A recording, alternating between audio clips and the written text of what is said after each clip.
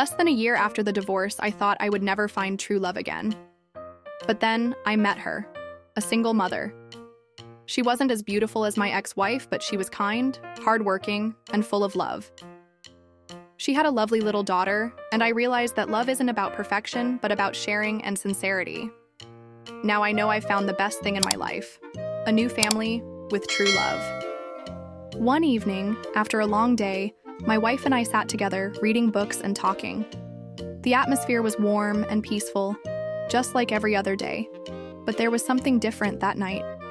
Before she went to bed, my wife gently reminded me, "Remember to check on our daughter. She's afraid of ghosts at night." I nodded, watching her go to bed with a gentle smile. Once my wife was peacefully asleep, I went to our daughter's room. The door was slightly ajar, and the light from the small nightlight made the room feel unusually warm. I walked in and saw her curled up in her blanket.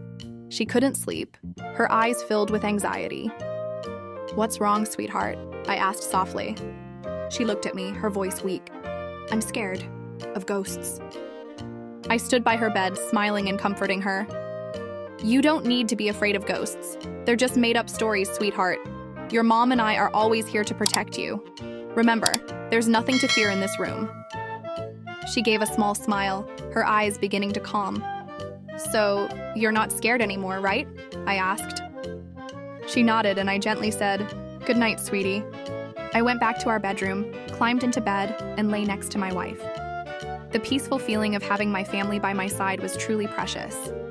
After I had returned to the bedroom and lay next to my wife, in the quiet of the night, I thought everything was settled. But then, something stirred in the bed. I opened my eyes and saw my wife's daughter quietly climbing into bed, trying not to make a sound. She gently lay down beside me, her eyes still shut, but her face couldn't hide the little bit of fear. I woke up startled and looked at her sternly.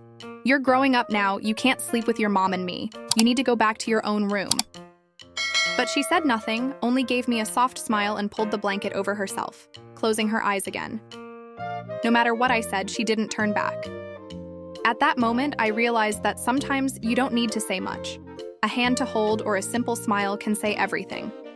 And then, she slowly drifted into sleep, enveloped in a peacefulness that I couldn't prevent. That gentle feeling made me realize that sometimes love and care are just about being there for each other, sharing silent moments together,